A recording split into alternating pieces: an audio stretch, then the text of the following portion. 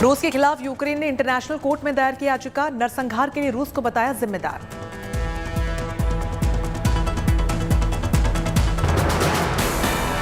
Ukraine ने ICG से जल्द सुनवाई की अपील की। कहा रूस को हमले बंद कर दे आदेश।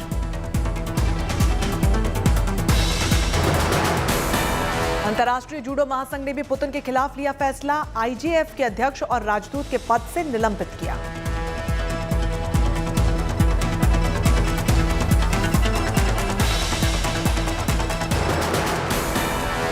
रूस पर एक और पाबंदी। डेनमार्क और आयरलैंड के बाद बेल्जियम ने भी रूस के लिए हवाई क्षेत्र किया बंद। यूक्रेन के मंत्री का बड़ा दावा। रूस ने लगभग 4300 सैनिकों को खो दिया।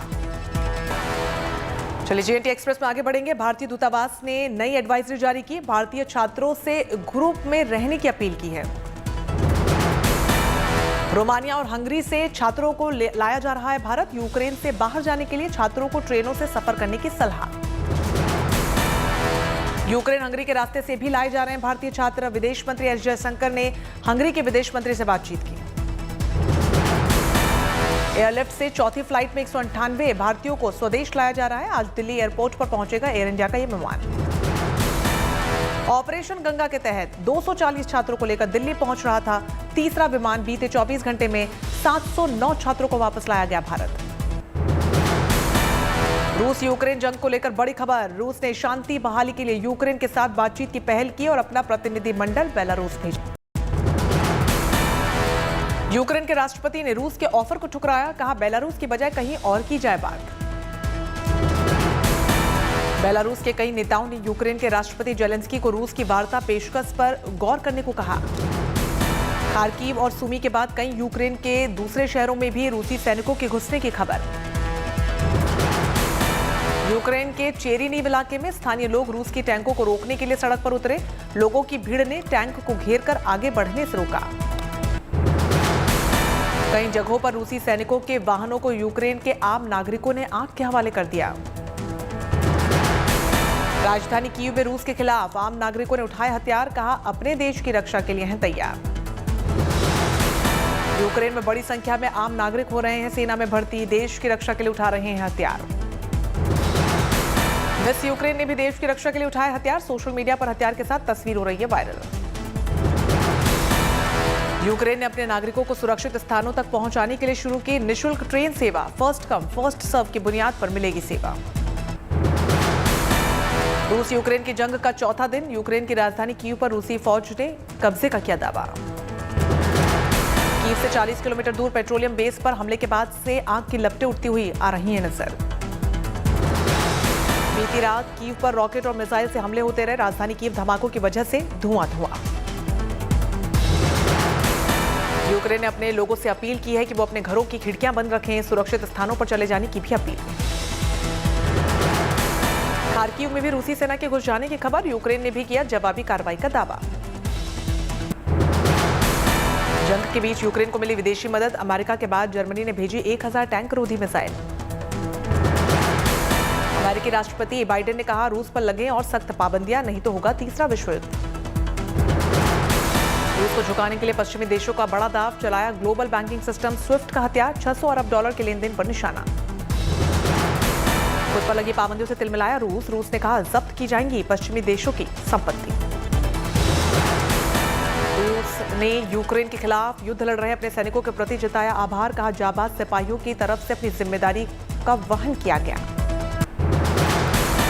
यूक्रेन और रूस के बीच लगातार हो रही है फायरिंग की रेंज में आए गांव डोनेट्स्क की तस्वीरें आई सामने। कई घरों को पहुंचा नुकसान।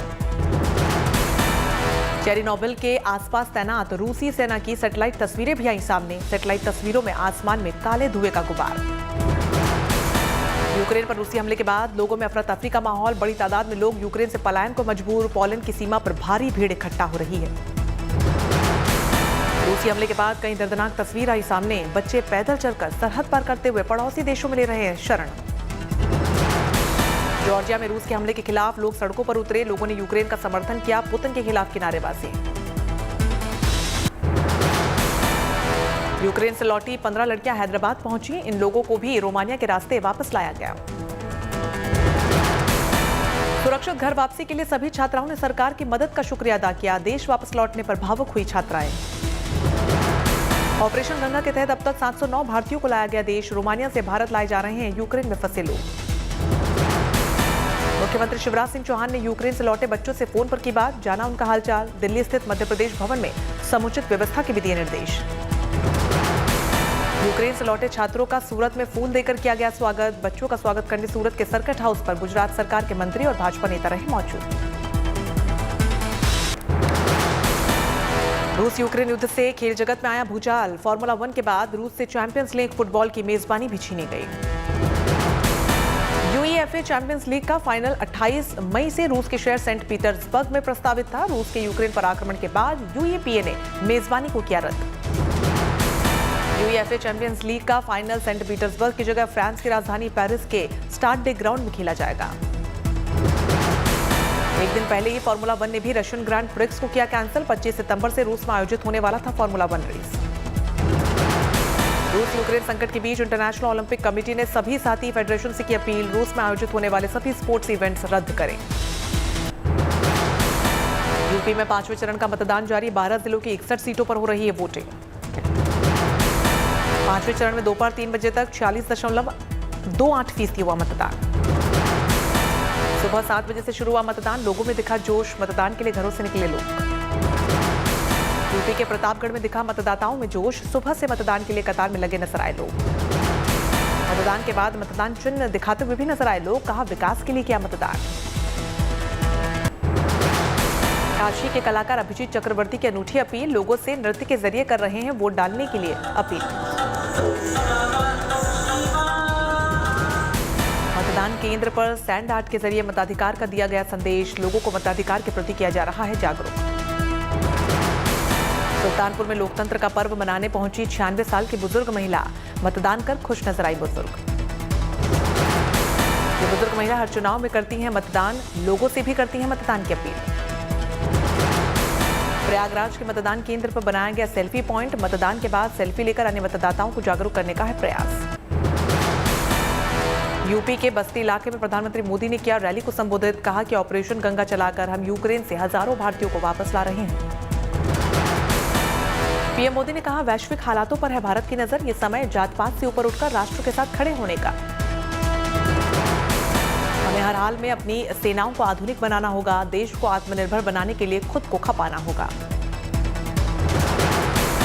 यूक्रेन के बहाने पीएम का कांग्रेस पर भी निशाना। बोले जिन लोगों का इतिहास रक्षा सौदों में भी कमीशन खाने का रहा हो, वो परिवारवादी देश को मजबूत नहीं कर सकते। यूपी के चुनावी रण में प्रधानमंत्री मोदी झोंक रहे हैं पूरी ताकत। जनता से की यूपी में बीजेपी सरकार को मजबूत करने की अपील। तो वहीं देवरिया में प्रधानमंत्री मोदी ने जनसभा को किया संबोधित। देवरिया की भूमि को नमन कर प्रधानमंत्री ने शुरू किया अपना संबोधन। पीएम मोदी ने फिर से बीजेपी सरकार बनने का जताया भरोसा। बोले आएगी तो भाजपा ही, आएंगे तो योगी ही।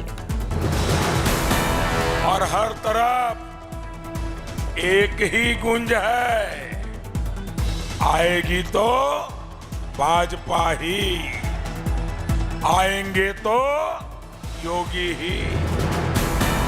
प्रधानमंत्री मोदी ने गिनाई योगी सरकार की उपलब्धियां। गन्ना किसानों के लिए योगी सरकार द्वारा किए गए कामों को बताया। योगी जी की सरकार में नई चीनी मिलें खोली जा रही है। गन्ना किसानों की आय बढ़े, इसके लिए इथेनॉल ब्लेंडिंग का काम भी तेजी से बढ़ाया जा रहा है। आकाशवाणी से अपने मासिक कार्यक्रम मन की बात में देश की जनता से रूबरू हुए प्रधानमंत्री मोदी। वोकल फॉर लोकल की वकालत की। आयुर्वेद को अपनाने पर दिया जोर। कहा पिछले 7 सालों में आयुर्वेद पर बहुत हुआ काम। दुनिया भर के लोग आयुर्वेद का लाभ उठा रहे हैं। साथ ही पीएम मोदी ने कहा कि आयुर्वेद के क्षेत्र में लाए जा रहे हैं कई स्टार्टअप। महिलाएं बढ़ चढ़कर स्टार्टअप प्रोजेक्ट्स में ले रही हैं हिस्सा। मन की बात में तंजानिया के भाई बहन का प्रधानमंत्री ने किया जिक्र। कहा दुनिया में हमारी संस्कृति के लिए बेशुमार प्यार। किल पॉल के टैलेंट को किया सलाम। पीएम ने कहा लौट रही है देश की बहुमूल्य धरोहरें और सम्मान। पिछले 7 सालों में चोरी हुई 200 प्रतिमाएं लाएंगे वापस। यूपी के बलिया में चुनावी रैली को संबोधित करने पहुंचे केंद्रीय गृह मंत्री अमित शाह। समर्थकों की भीड़ ने नारों के साथ किया स्वागत। अमित शाह ने कहा राज्य में चल रही है बीजेपी की लहर। 300 से ज्यादा सीटें जीतने का किया दावा। पूर्वांचल की जनता को लुभाने में जुटे केंद्रीय मंत्री, कहा बीजेपी की सरकार में पूर्वांचल में चलेगी विकास की बयार, जनता राज्य के विकास के लिए देगी वोट। शाह ने यूपी में कानून व्यवस्था की मजबूती के लिए भी बीजेपी को बताया जरूरी, कहा सपा की सरकार में चलता है गुंडों का राज। महिला सुरक्षा के मुद्दे को भी शाह ने रैली में उठाया, कहा बीजेपी राज में ही बेटी हुआ होती है सुरक्षित।